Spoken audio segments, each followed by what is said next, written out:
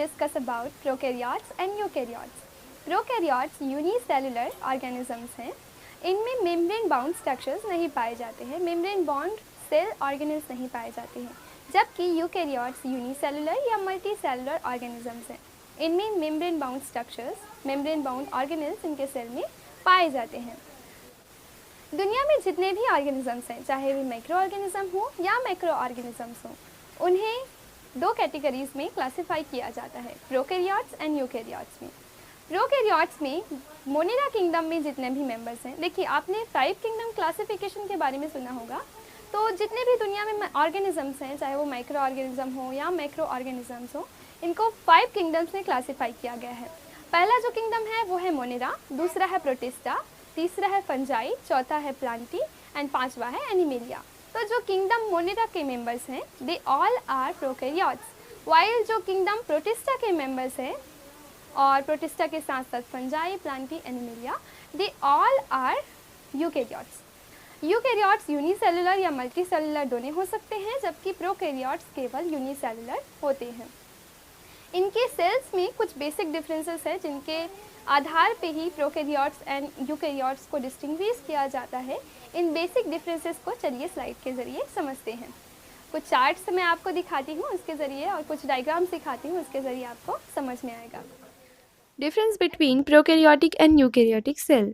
3 major cellular characteristic के basis पे prokaryotic and eukaryotic cell को डिस्टिंग्विश किया जाता है, जैसे कि न्यूक्लियस, साइटोप्लाज्म और केमिकल कंपोजिशन।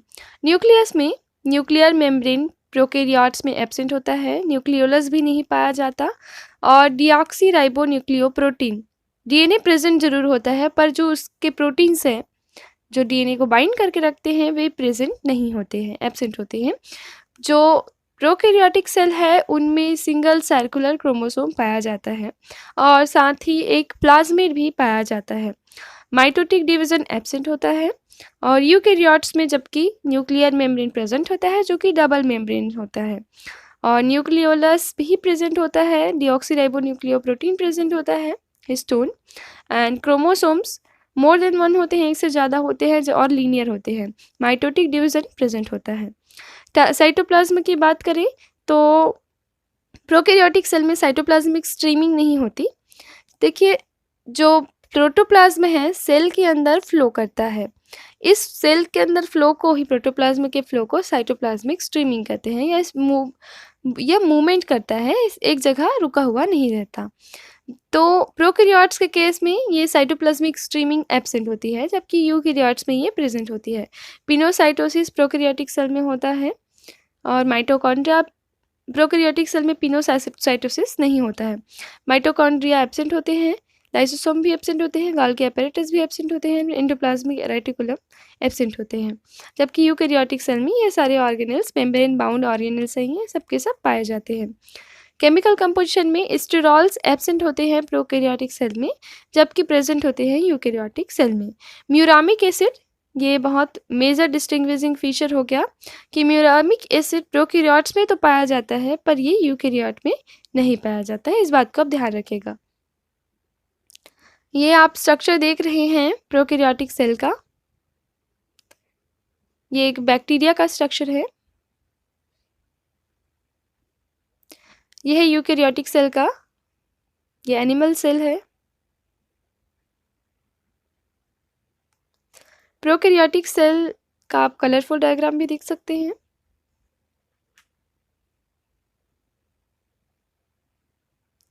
वायरसेस को प्रोकैरियोट्स एंड यूकैरियोट्स दोनों में नहीं रखा गया है, क्योंकि वे लिविंग थिंग्स की कैरेक्टरिस्टिक को फॉलो नहीं करते। उनमें रेप्लिकेशन की एबिलिटी होती है, पर तब जब वो लिविंग सेल के अंदर होता है, इसीलिए इसको ना प्रोकैरियोट्स में गिना जाता है ना यूकैरियोट्स में। इस बात को आप थोड़ा ध्यान में रखिएगा, क्योंकि एक्सेप्शन वाली चीज़ें पूछ दी जाती है एग्जाम्स में। पूरे जो दुनिया में ऑर्गेनिजम्स हैं, जैसे मैंने पहले बताया था, उनको प्रोकैरियोटिक एंड यूकैरियोटिक में बांटा गया है। तो यहाँ पे आप देख सकते हैं मोनिरा के मेंबर्स प्रोकैरियोटिक हैं, जबकि प्रोटिस्टा के यूनिसेलुलर हैं और यूकैरियोटिक हैं, और बाकी जो मेंबर्स हैं वो मल्टी सेलुलर हैं। At the end of this video, a quote for you, ये कोट इमोशन के द्वारा है। Whatever we think we become, हम जो भी सोचते हैं हम वही बनते हैं। देखिए हमारे जो विचार हैं बिल्कुल माइक्रो ऑर्गेनिजम्स की तरह होते हैं। माइक्रो ऑर्गेनिज्म जैसे कंटिन्यूली ग्रो करते हैं और अपनी संख्या बढ़ाते हैं, साथ ही साथ इन्फेक्ट करते हैं अपनी संख्या को बढ़ाकर, उसी तरीके से हमारे थॉट्स भी होते हैं। थॉट्स हमारे कंटिन्यूली ग्रो करते हैं और हमारे ब्रेन को इन्फेक्ट करते हैं, क्योंकि आप जैसा सोचते हैं आपका ब्रेन भी वैसा सोचता है और आपके ब्रेन के हिसाब से आपकी बॉडी चलती है।